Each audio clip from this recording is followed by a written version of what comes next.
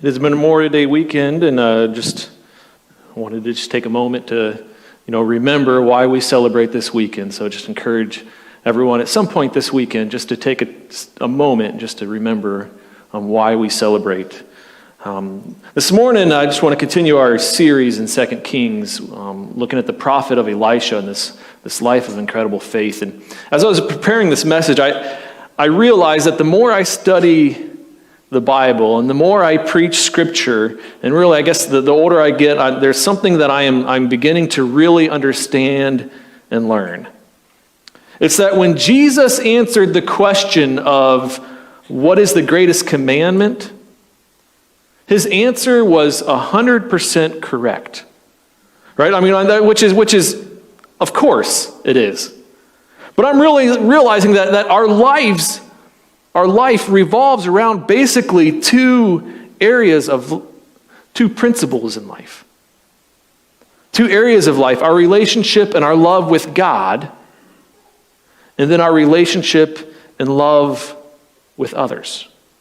I mean, everything we do, everything that we say, how we react, how we feel, it really revolves around these two commandments. Love God with all your heart, soul, mind, and strength, and love your neighbor as yourself. In fact, I think if we could, it's so simple, if we could just master those two right there, sanctify our lives to these two, then we would be holy just as we are called to be holy. When I was thinking of different examples in my life or in our lives, and when we worry about our finances or we worry about our future, what's going to happen, that really deals with our relationship with God and not trusting Him. When we're jealous of other people or envious of what's going on in other people's lives, that's not being happy with what God has provided us.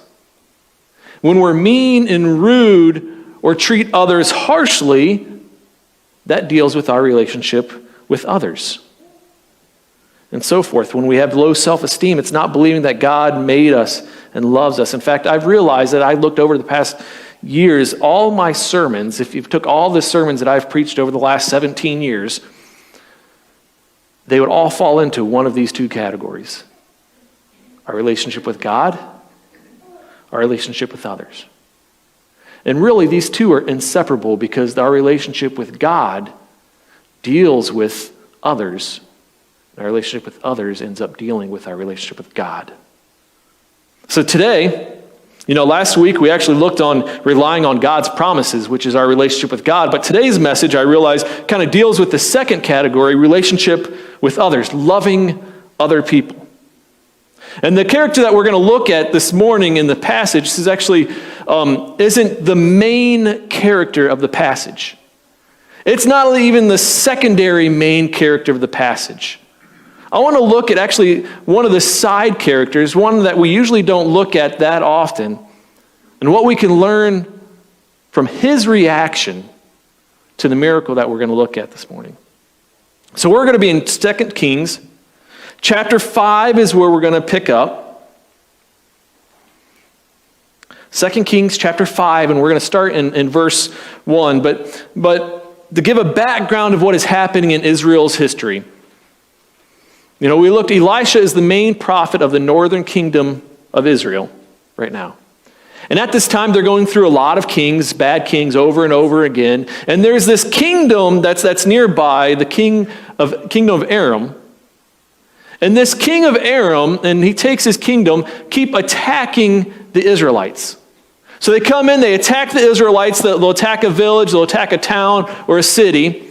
And after they attack the city, they pillage it, they take everything they can, they take some of the people that they can, they bring them back to slavery. They take everything that they can and they leave the city alone.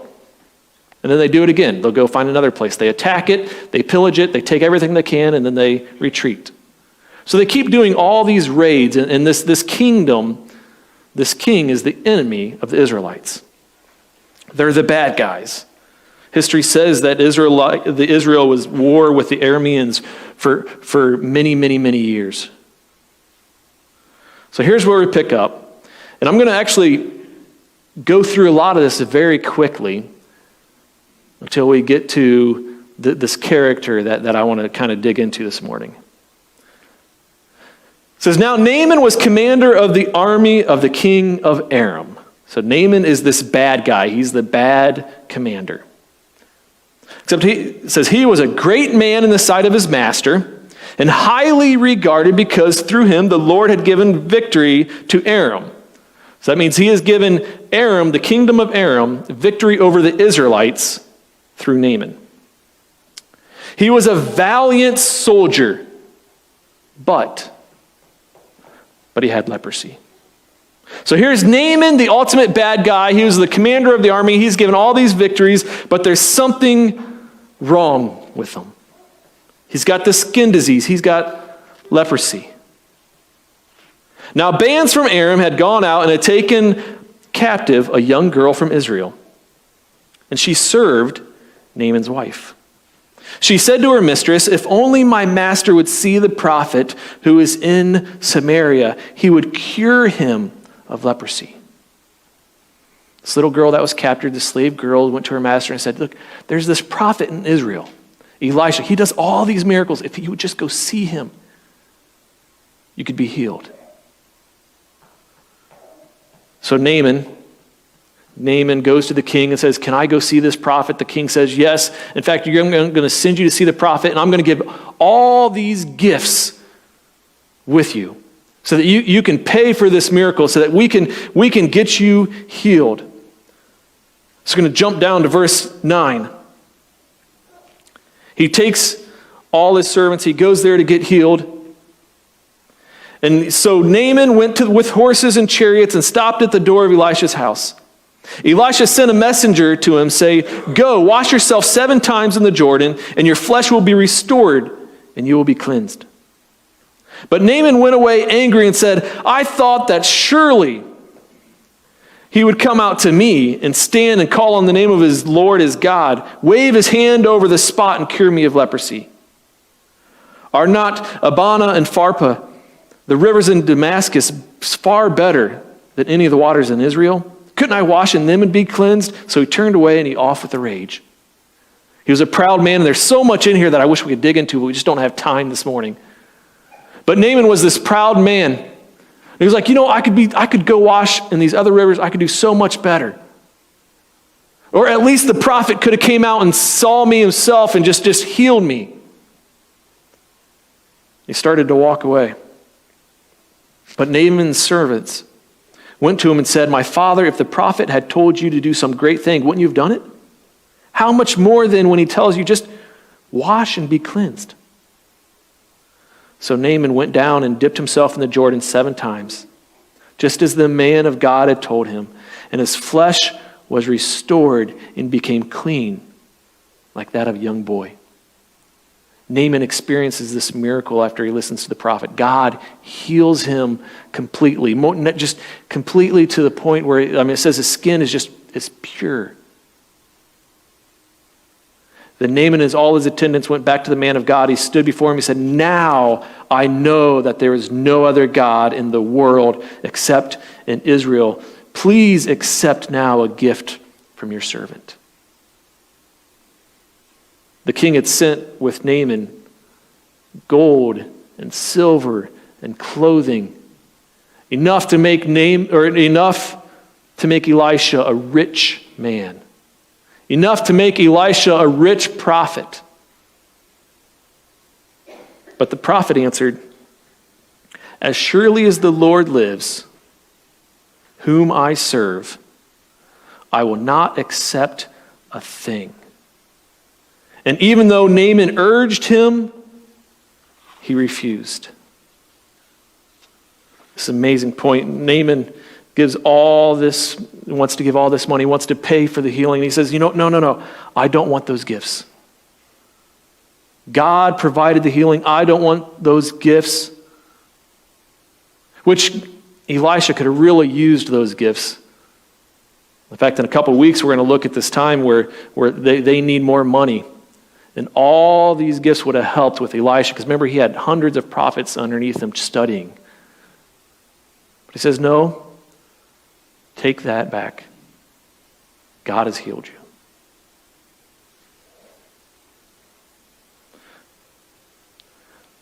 So Elisha in verse 19, he says, "Go in peace," Elisha said. And here's where I want to kind of start digging into it. Because I don't want to really look too much at Naaman. I don't really want to dig too much in Elisha. There's so much there that we could. But I want to look at Elisha's servant. It says, "Go in peace," Elisha said. And after Naaman had traveled some distance, Gehazi, which is Elisha's servant, the servant of Elisha, the man of God, said to himself, "My master was too easy on Naaman, this Aramean, by not accepting from him what he brought. As surely as the Lord lives, I will run after him and I will get something from him." Here's Elisha's servant. Elisha's servant Gehazi gets upset at Elisha because Elisha didn't take the money. He saw all these gifts, all this money. Elisha said, "No, go, we don't want the money." And Gehazi steps back and says, wait a minute. That's not right. Something has got to be done. In fact, I'm going to go do something. I'm going to get at least something from this man. Now, at first when I read this, I thought, well, he was really greedy, wasn't he? All he wanted was this money. All he wanted to be was rich. But then I started looking at this, and there is something that caught my eye. I don't think it was greed that drove him to try to get this money. Look at his verse 20, what he says. He says, "My master was too easy on Naaman, this Aramean." This Aramean. He's saying, you know what? The Arameans are the ones that are attacking us right now.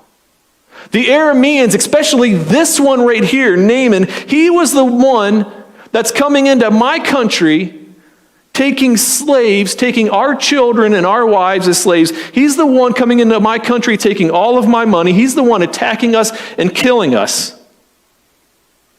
It was Naaman was the one that was leading everything. He was the commander of the army.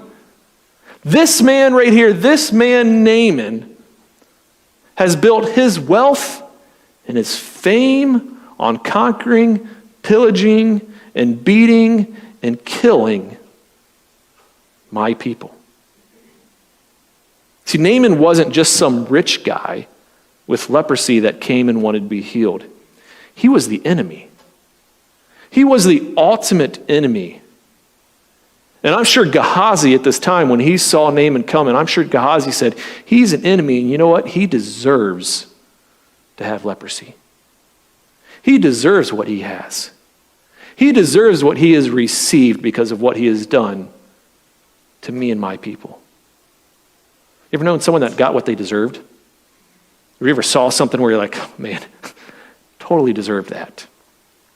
And we're playing with a kid in soccer in high school. His name was Dustin. He was one of my friends, and we were playing indoor soccer. And Dustin was one of those really, really strong kids. I mean, he was just really built. And he was kind of our enforcer on our soccer team, where, you know, if we wanted someone to be afraid, we would put Dustin out on the court, out on the field, and he would be the one that would put fear in people. I remember one game, there was one game we were playing indoor soccer, and there was one kid that was just getting on his nerves. And he was getting so mad, you could just see him getting mad and starting to rage. And so there's one point in the game where he's like, I'm just going to take him out. He was so mad, and he decided that he was going to wait, and the kid got the ball on the other team. And Dustin looks at him, and it was totally hockey move. Just picture hockey. He starts running at this guy, and he drops his shoulder like this, straight towards this kid, because he wasn't going for the ball. All he wanted to do was just knock the kid over as hard as he could. This kid had the ball, and he sees Dustin coming at him, and right at the last second, the kid steps back. And instead of making impact on this kid, Dustin makes full impact on the wall. As hard as he could, as fast as he could, he decided to try to take on a wall. Dustin drops to the ground, hurt his shoulder, gets a penalty, gets kicked out of the game, and Dustin's sitting on the bench, and he's going like this. He's like, I totally deserve that. He's like, I was trying to hurt him, and then I ended up hurting myself. He's like, I totally deserve that. Sure, at this point, Gehazi sees Naaman, the enemy with a disease, and he's like, he totally deserves that disease. But what does Elisha do? He comes to him, the enemy with the disease, and Elisha heals him. Elisha healed him. Imagine being in Gehazi at this time. Just put yourself in the servant's place right now, seeing the enemy be healed, and thinking, why? Elisha, why would you heal the enemy? What? He's going to be healed, and now what's he going to do? Go back and fight some more? We just healed the man that keeps taking people as slaves, and now he's healed. What? He's going to go back and take more slaves? Not only did Elisha heal him, but when the man offered to give all this money, Elisha said, no, thank you. We don't want that money. He let him go without making him pay a cent. I could see Gehazi saying, that's not right. In fact, that's what he said. He says, that's not right. That man needs to pay for what he has done. That man needs to pay for everything that he has done, everything that he has received. He was just healed. Something must come out of him. He must pay, because it's the only thing that makes sense. In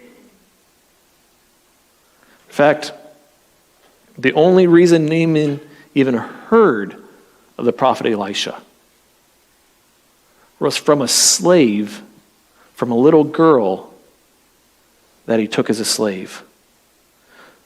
A little girl that he kidnapped and forced her into slavery. As Gehazi stepped back, and as Naaman left, he said, Elisha was too easy on this Aramean. I want to get something from him. This man must pay. It wasn't greed that drove Gehazi to do this. It was revenge. So many of us, so many times, just wanted to get even. Just wanted revenge or justice. Said he has to pay for what he has done. There's this episode in MASH, if anybody remembers the old TV show MASH, where one of the characters' girlfriends broke up with them. And the character just wanted to get even, but the girlfriend, when broke up with this man, said, will you send my picture back to me? I'm going to break up with you, and we're going to have no longer be boyfriend and girlfriend. They're actually engaged to get married. Will you please send my picture back? Well, Hawkeye, with the main character in the show, decides that, you know what, there's a good way we can get even with this girl. He goes around camp and he collects as many pictures as he can, puts it in an envelope, mails it back to the ex and says, you know what, I couldn't remember which one you were.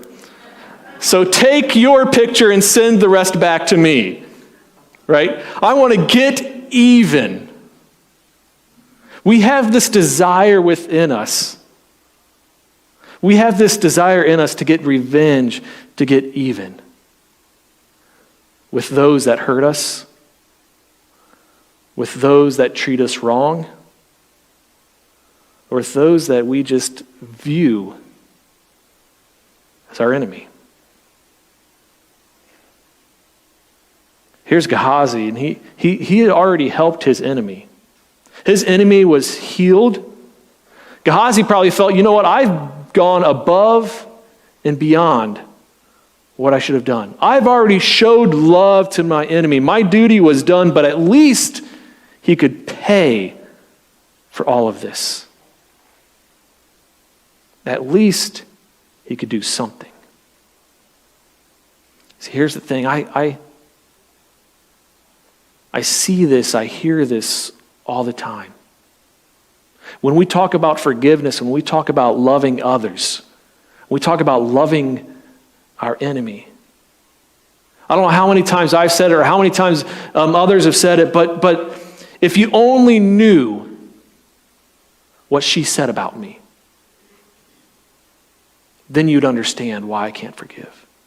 If you only knew how he treated me or what he did, then, Pastor, you would understand why we need to get even. But, Pastor, it wasn't just once. That person treated me wrong over and over again. There's just no way I can forgive or love my enemy.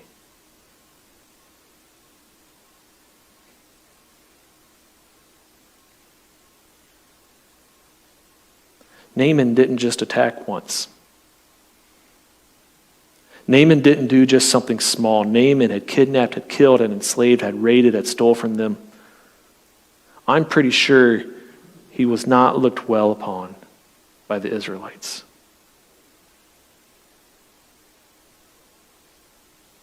And Elisha said, you know what, we're going to love him. We're going to ask a healing upon him. And we're going to let him go without making him pay. And Gehazi said, no, we need revenge. We need justice. So Gehazi went and got justice. He went up and he lied. He got money from him. He got some clothing from him. Verse 21 says, so Gehazi hurried after Naaman. When Naaman saw him running toward him, he got down in the chariot to meet him. Is everything all right? He asked. Well, everything's all right, Gehazi answered. My master sent me to say, 2 young men from the company of the prophets have just come to me from the hill country of Ephraim. Please give them 2 talents of silver and 2 sets of clothing. By all means, take 2 talents, said Naaman. He urged Gehazi to accept them and then tied them up the 2 talents of silver in the 2 bags, the 2 sets of clothing. He gave them to the servants. They carried them ahead of Gehazi. When Gehazi came to the hill, he took the things from the servants and put them in his own house. He sent the men away and they left. Then he went in and stood before his master Elisha. Where have you been, Gehazi? Elisha asked. Your servant didn't go anywhere, he answered. But Elisha said to him, was not my spirit with you? And the man got down from his chariot to meet you. Is this the time to take money, except clothes, olive groves, vineyards, flocks, herds, men servants, and maidservants? Naaman's leprosy will cling to you and to your descendants forever. Then Gehazi went from Elisha's presence, and he was leprous, as white as snow. Look at where revenge got Gehazi. Gehazi said he must pay. He made him pay. And this is where it got him. Revenge does absolutely no good for anybody. When we try to get even with the people that hurt us, all it does is breed hate, deception, and bitterness. In fact, this is why God says, you know what? Leave revenge to me. Leave justice to me. Romans 12:19, God says, don't take revenge, my dear friends, but leave room for God's wrath, for it is written, it is mine to avenge, I will repay, says the Lord. The world says, I want you to get even. The world says, when someone hurts you, you hurt them back. When someone does something wrong to you, you do something wrong back. Or you could even say, you know what, I'm a good person. When someone does wrong to me, I'm not going to do wrong to them back. But you better believe I'm going to sit here and I'm going to just be angry and bitter and just boil over what they did. I might even show them a little love, but they better pay. They better pay for their part. This is what God says. He says, no. You're to do your part by loving. I'll do my part. God says it's simple. Focus on loving me and loving others. said, love me, love others. God says, I will avenge you. God says, you don't have to worry about bringing a vengeance. You don't have to worry about making justice, bringing justice upon others. God says, I will bring justice. I will revenge you. Trust me. I will take care of it. Many times, God says, trust me, but we say, I can't. I can't forgive that person. I can't just let that go. That's where our relationship with God comes in. God says, I will give you the strength to make it through. I will give you the strength to love. I have not given you a spirit of fear, but I have given you a spirit of love. Ask God to help. He will help you forgive.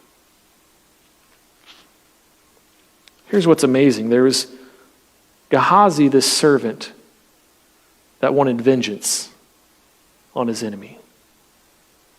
And when he took vengeance, we find out what he got. And all it did was create more problems. But if you jump back to the beginning of this passage in verse 1, if you jump back, there's another servant. There's another servant here. It's this young girl.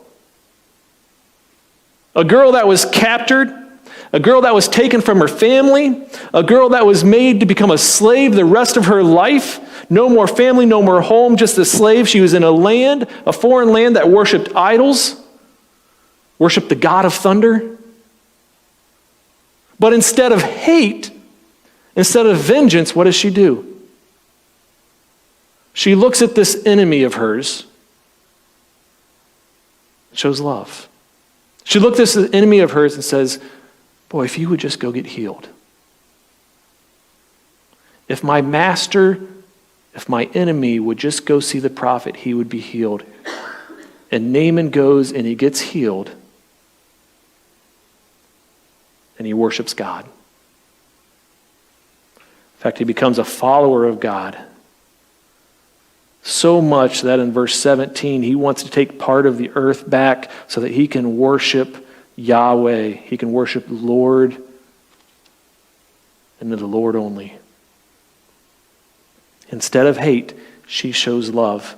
She cares for her evil master. And in return, her master becomes a follower of God. Two different servants. One shows love, and in return, her master becomes a follower of God. One is revenge. In return, there's bitterness and hate. This morning as we close and our worship team comes forward, I just want to encourage you, be like the little girl. Be like this servant that loved without wanting anything in return. Be like Elisha who loved with nothing in return. This morning I just want to challenge you just to show this love to others. Not just those that are kind, not just those that are kind to you, that you are your friends, but those that need your forgiveness, those that have hurt you, those that we would deem as our enemies. And stop trying to get vengeance. Stop trying to get even with those that have hurt us. For God says, love them. Love your neighbor as yourself. And just leave the rest up to me. This morning, let's stand and let's worship God.